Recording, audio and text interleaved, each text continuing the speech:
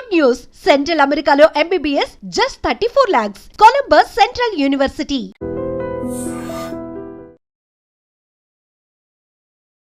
ఇజ్రాయెల్కి ఇరాన్కి మధ్యలో ఎంతసేపు Iran ఇజ్రాయెల్ని finish చేయాలి అన్న ఆలోచన అది కేవలం మతపరంగానే చూస్తామా, లేకపోతే డామినెన్సా, లేకపోతే పవర్ కోసమా, లేదా ఆయిల్ డామినెన్స్ కోసం ప్రపంచవ్యాప్తంగా ఆయిల్ మా దగ్గర నుంచే ఉండాలి అన్న ఒక ఆ స్టేట్మెంట్ కోసమా? అసలు ఎందుకు why is Israel being targeted now and then?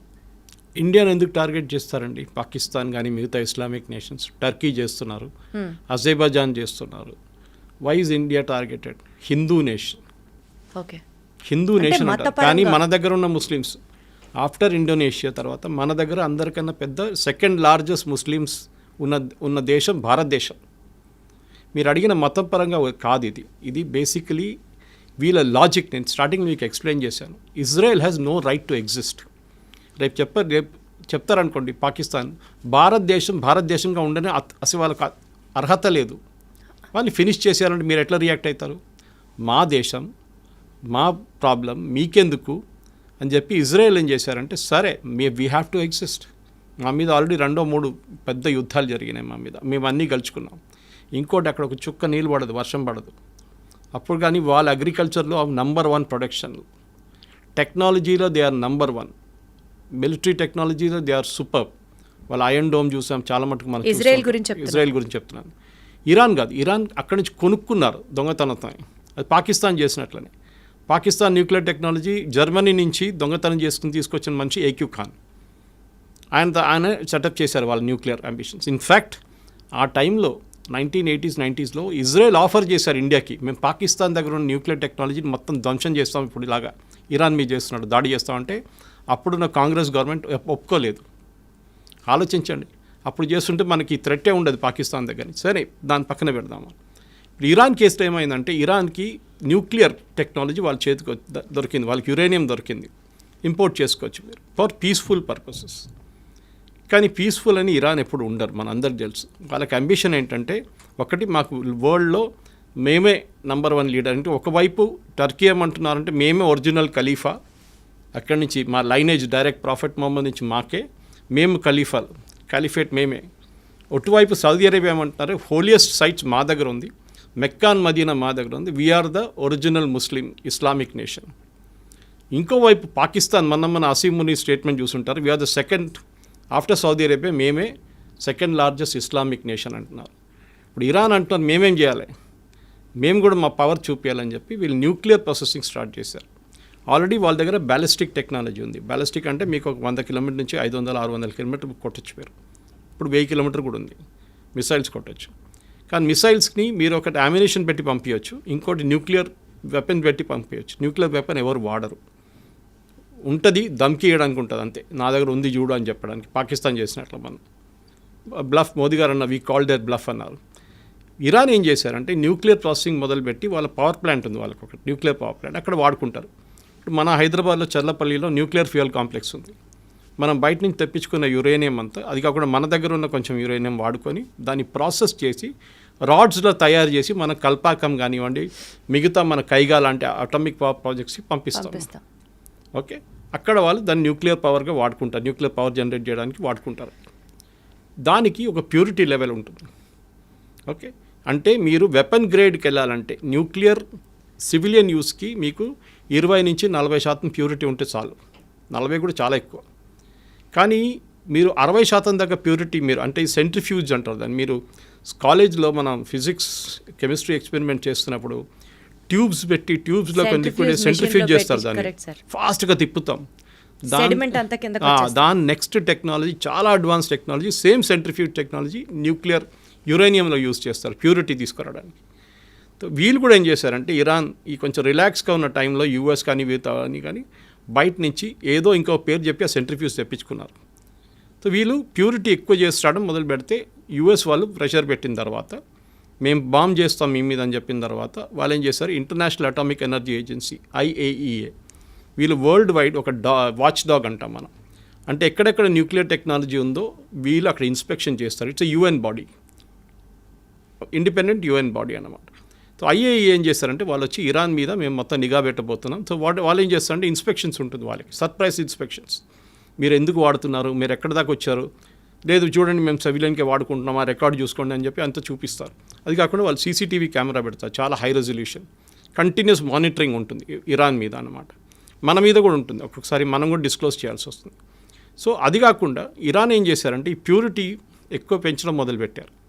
50 దాకా వచ్చారు, 50 నుంచి 55కి వచ్చారు. మొన్న 55కి వచ్చినప్పుడు సడన్గా ఇజ్రాయెల్ ప్యానిక్ అయ్యారు.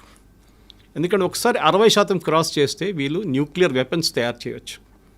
యురేనియం ప్యూరిటీ 60% కన్నా ఎక్కువ అయితే you can make nuclear weapons. అప్పుడు దాకా మీ సివిలియన్ యూస్కి వాడుకుంటారు. ఆ టైంలో అమెరికా నెగోసియేషన్స్ మొదలుపెట్టారు. మీకు గుర్తుంటుంది, ప్రెసిడెంట్ ట్రంప్ ఇరాన్తో మాట్లాడడం, ఫస్ట్ రౌండ్, సెకండ్ రౌండ్ బహ్రెయిన్లో జరిగింది, ఒమాన్లో జరిగింది టాక్, కానీ ఇక్కడికి వెళ్ళట్లేదు. ఎందుకు ఇరాన్ ఫైనల్ ఏమేంటంటే మాకు బాంబు కావాలి. కానీ వాళ్ళు ఏమంటారు, మేము చేయట్లేదు, చూడండి మేము మంచి అబ్బాయిలు, మేము ఏం చేయట్లేదు. కానీ ఐఏ ఏం చెప్పారంటే వీళ్ళు చీట్ చేస్తున్నారు, వీళ్ళు కెమెరాలు ఆఫ్ చేసేస్తున్నారు, కెమెరా మీద బట్టలు వేసేస్తున్నారు, ఏదేదో పని చేస్తున్నారు, సెంట్రిఫ్యూజ్ తెప్పించుకుంటున్నారు బయట నుంచి, ప్యూరిటీ ఎక్కువ చేస్తున్నారు. లాస్ట్కి వచ్చినప్పుడు ఒక 2 వారాల ముందు ఫైనలీ ఇజ్రాయెల్ డిసైడ్ చేసుకున్నారు, ఇంకా ఒక నెల ఆగితే, 2 నెలలు ఆగితే వాళ్ళు వెపన్స్ గ్రేడ్ యురేనియం తయారు చేసుకుంటారు. దాని తర్వాత వాళ్ళని ఆపలేము, పాకిస్తాన్ లాగా అయిపోతారు. మా దగ్గర ఒక 100, పాకిస్తాన్ దగ్గర 80 వెపన్స్ ఉన్నాయి, న్యూక్లియర్ గ్రేడ్ వెపన్స్ రెడీగా ఉన్నాయి వాళ్ళ దగ్గర. మన దగ్గర 150 ఉంది, చైనా దగ్గర 500 ఉంది, యూఎస్ అయితే బియాండ్ థౌజండ్స్లో ఉన్నాయి వాళ్ళ దగ్గర. సో ఇప్పుడు ఏమైందంటే లోకంలో 5-6 నేషన్స్ ఉన్నారు, వెపన్స్ ఉన్న నేషన్స్. ఇరాన్ దగ్గర వస్తే వీళ్ళకి భయం ఏంటంటే ఇజ్రాయెల్కి వాళ్ళు ఎప్పుడైనా వాడుకుంటారు, ఎక్కడైనా వాడుకుంటారు. హుతీస్కి ఇచ్చేస్తారు, హెజ్బుల్లాకి ఇచ్చేస్తారు, హమాస్కి ఇచ్చేస్తారు, వాళ్ళ ఎగ్జిస్టెన్స్ ఉండదు ఇజ్రాయెల్.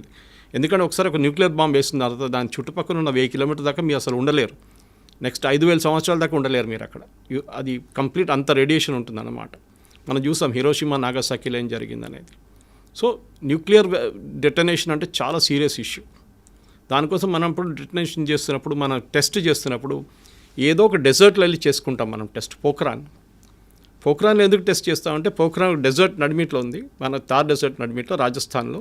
అది కూడా లోపలికి తవ్వి 20 కిలోమీటర్ లోపలికి వెళ్ళి, లేకుంటే 15 కిలోమీటర్ లోపలికి వెళ్ళి అక్కడ మనం వెపన్ పెట్టి టెస్ట్ చేస్తాం దాన్ని. సో రేడియేషన్ పైకి రాకుండా, చిన్న ఎర్త్క్వేక్ లాగా ఉంటుంది, భూకంపంగా వస్తుంది ఆ టైంలో, 3-4 రిక్టర్ స్కేల్ మీద వస్తుంది అనమాట. సో ఈ దాంట్లో ఇజ్రాయెల్ ఏం డిసైడ్ చేశారంటే 2 వారాల ముందు వీళ్ళని ఇట్లా ఇవ్వకూడదు, వీళ్ళు తయారు చేసుకుంటే వీళ్ళది ఫస్ట్ వీళ్ళ న్యూక్లియర్ అసెట్స్ మీద కొట్టాలి. సో వీళ్ళు 3-4 సైట్స్ ఉన్నాయి వీళ్ళ దగ్గర. సో ఈ న్యూక్లియర్ అసెట్స్ మీరు సివిలియన్ యూస్ ఒకటే, మీరు కల్పాకం లాంటి రియాక్టర్ కానివ్వండి, కైగా లాంటి రియాక్టర్ అంతా మనకు కనిపిస్తుంది బయట న్యూక్లియర్ ప్లాంట్ అంటే. కానీ న్యూక్లియర్ వెపన్స్ ఎప్పుడు స్టోర్ చేసేది మౌంటైన్స్ లోపల స్టోర్ చేస్తారు. మన పాకిస్తాన్ చూసాం, కిరాణా హిల్స్లో కొట్టాం మనం, వాళ్ళ మీద కొట్టలేదని మనం అంటున్నాం, కానీ జరిగింది. We didn't hit the weapons directly, కానీ దాన్ని కైరానా హిల్స్ ఫేస్ అంటే మౌంటైన్ లోపల ఎంటర్ అయ్యే గేట్ ఉంది చూడండి, అక్కడ కొట్టాం. ఇప్పుడు దాంట్ లోపల ఎంటర్ చేయలేకపోతున్నారు పాకిస్తాన్. అక్కడ ఏం జరిగిందో వాళ్ళకి తెలియదు. ఇజ్రాయెల్ కూడా అదే స్ట్రాటజీ యూజ్ చేశారు. ఇన్ఫ్యాక్ట్ చాలా మటుకు డిఫెన్స్ ఎక్స్పర్ట్స్ ఏమంటున్నారంటే భారతదేశం చేసిన అదే స్ట్రాటజీ పాకిస్తాన్ వ్యతిరేకంగా ఇజ్రాయెల్ చేశారు. ఒకటి, ఫస్ట్ వాళ్ళు ఏం చేశారంటే వాళ్ళ ఎయిర్ డిఫెన్స్ కొట్టుపడేశారు మొత్తం. మనం కూడా అదే చేస్తాం. Exactly sir. Chinese air defence system ఉండే మొత్తం ధ్వంసం చేసిన తర్వాత మనకు ఫ్రీ రైడ్ అయిపోయింది. మనకి వాళ్ళ ఎయిర్క్రాఫ్ట్ టేక్ ఆఫ్ చేయలేకపోయినారు, మన రన్వేని కొట్టాం. సో దేవర్ స్టక్. మన వాళ్ళకి ఫ్రీ టైం దొరికింది, మిసైల్స్ కూడా ఎట్లా కావాలంటే అట్లా కొట్టారు మన వాళ్ళు. కానీ ఇప్పుడు ఏం జరిగింది, ఇజ్రాయెల్ కూడా అదే చేశారు ఇరాన్ మీద. కానీ ఇరాన్ దగ్గర ఒక అడ్వాంటేజ్ అంటే పాకిస్తాన్ దగ్గర కాకుండా వాళ్ళ దగ్గర మిసైల్స్ చాలా ఉన్నాయి. ఓవర్ ద ఇయర్స్ ఈ హమాస్ హూతీస్కే వాళ్ళు ఆల్మోస్ట్ 40,000, వీళ్ళు హెజ్బుల్లాకి ఆల్మోస్ట్ 30,000-40,000 మిసైల్స్ ఇచ్చారు వాళ్ళు. దాంట్లో చిన్న మిసైల్స్ ఉంటాయి, పెద్దది ఉంటాయి, బ్యాలిస్టిక్ ఉంటాయి, అన్నీ ఉంటుంది. అది కాకుండా ఇరాన్ దగ్గర కూడా 1,200 మిసైల్స్ ఉన్నాయి వేరియస్ కెపాసిటీస్లో. ఒకటి కొన్ని 100 కిలోమీటర్ డిస్టెన్స్ ఉంటే ఒకటి 500 కిలోమీటర్ డిస్టెన్స్ కొడుతుంది అనమాట. కొన్ని అట్మాస్ఫియర్కి వెళ్ళి మళ్ళీ రీఎంటర్ అవుతుంది. దాన్ని ట్రాక్ చేయడం చాలా డిఫికల్ట్. మన దగ్గర బ్రహ్మోస్ ఉంది చూడండి, అట్లాంటిది. సో వాళ్ళు ఇంకో పేర్లు ఉన్నాయి దానికన్నా, మనం బ్రహ్మోస్ అని వాడుకుంటాం. మన దగ్గర అగ్ని ఉంది, మిగతా మన దగ్గర చాలా మటుకు రేంజ్ మిసైల్స్ ఉన్నాయి అనమాట. నాగ్ ఉంది, అందరూ యాంటీ ట్యాంక్ మిసైల్స్. ఇరాన్ ఏం చేస్తారంటే ఇప్పుడు ఈ జరిగిన దాడిలో ఫస్ట్ వాళ్ళ మీద దాడి జరిగినప్పుడు ఇజ్రాయెల్ ఏం చేశారంటే వాళ్ళ మేజర్ కమాండర్స్, ఆర్మీ చీఫ్ కానివ్వండి, వాళ్ళ ఎయిర్ ఫోర్స్ చీఫ్ కానివ్వండి, వాళ్ళ మేజర్ ఆర్మీ కమాండర్స్ని 10 మందిని చంపేశారు. సూపర్ ఇంటెలిజెన్స్ అంటే వీళ్ళు ఎక్కడ కూర్చుంటారో ఎవరికి తెలియదు, వాళ్ళకే తెలియదు, వాళ్ళ తోడున్న వాళ్ళకి తెలియకుండా ఇస్రాయెల్లో ఉన్న మొసాడ్ వాళ్ళు ఇరాన్లో వచ్చి అక్కడ ఉండి చేపించారు ఇది. ఇప్పుడు మీకు ఇక్కడ వచ్చే ముందు రికార్డింగ్ ఒకటి వింటున్నాను, వీళ్ళ మొబైల్ ఫోన్స్ ట్రాక్ చేశారంట. అప్పుడు వీళ్ళు ఏం చేశారు, మొబైల్ ఫోన్ ఆఫ్ చేసి పెట్టేశారు. మీరు మొబైల్ ఫోన్ ఆఫ్ చేస్తే మిమ్మల్ని ఎవరు ట్రాక్ చేయలేరు టెక్నికల్గా. కానీ అది కూడా ఇజ్రాయెల్ దగ్గర టెక్నాలజీ ఉందంట. మొబైల్ ఆఫ్ చేస్తే పెడితే కూడా టెక్నాలజీ మీ మొబైల్ని ట్రాక్ చేస్తారంట. So Israel is super duper smart టెక్నాలజీలో వాళ్ళని. అది కాకుండా ఇంటెలిజెన్స్లో మొసాడ్ లాంటి ఏజెన్సీని ఈవెన్ అమెరికన్ సిఐ పనికిరాదు. They are super. ఇప్పుడు కాదు, ఫస్ట్ టైం కాదు. వాళ్ళ మ్యూనిక్ ఒలింపిక్స్లో 11 మంది అథ్లీట్స్ని చంపిన వాళ్ళలో 8 మంది వచ్చి చేశారు. మెయిన్ టెర్రరిస్ట్ 8 మందిని వాళ్ళు చంపారు. తర్వాత ఒక్కరినైతే ఒక 20 సంవత్సరాల తర్వాత వెళ్ళి బ్రెజిలియన్ జంగిల్ వెళ్ళి కొట్టారు. ఆలోచించండి, మొసాడ్ ఇస్ చాలా సూపర్. వాళ్ళు చాలా ప్లేసెస్లో అసాసినేషన్ చేశారు ఇలా ఎనిమీస్ మీద అనమాట. ఇజ్రాయెల్ ఎనిమీస్ ఎక్కడకుండా వాళ్ళ మీద చేశారు. అది కాకుండా ఇప్పుడు జరిగిన మొన్న దాంట్లో ఫస్ట్ వీళ్ళ ఆర్మీ లీడర్షిప్ మొత్తం కొట్టేశారు. న్యూక్లియర్ సైంటిస్ట్ని చంపేశారు. దీనికన్నా ముందు కూడా చేశారు. ఈవెన్ యూఎస్ చేశారు. సొలైమానీ బాంబింగ్ ఒకటి ఉండే, ఫేమస్ బాంబింగ్ ఒకటి, అక్కడ కూడా వాళ్ళు చేసింది అదే. ఇప్పుడు మన హెజ్బుల్లా బాంబింగ్ చూసాం. హెజ్బుల్లాది మీటింగ్ జరుగుతున్నప్పుడు నస్రుల్లాని కొట్టారు. అది కూడా బంకర్ 3 ఫ్లోర్ల కింద. బంకర్ బస్టర్ బాంబ్ అంటారు దాన్ని. అంటే బాంబు పైనుంచి డ్రిల్ చేసుకుంటూ పోతుంది. డ్రిల్ చేసి వెళ్ళి కింద ఎక్కడ ఉందో అక్కడ వెళ్ళి కంప్లీట్ బ్లాస్ట్ అయిపోతుంది అనమాట. షాక్తో చనిపోతారు, మంటలేమి ఉండదు. ఈవెన్ నసరుల్లా బాడీ అట్లనే దొరికింది ఇంటాక్ట్. ఈ డైడ్ ఆఫ్ షాక్. ఇజ్రాయెల్ మనకు అదే బాంబ్ బాలాకోట్లో ఇచ్చారు. బాలాకోట్ బాంబింగ్ భారతదేశం చేసినప్పుడు మన పుల్వామా అటాక్ తర్వాత వీ డిడ్ బాలాకోట్, వాళ్ళ టెర్రరిస్ట్ గ్రూప్ మీద అటాక్ చేసాం పాకిస్తాన్లో. మనకు వాడిన బాంబ్ బంకర్ బస్టర్ బాంబ్.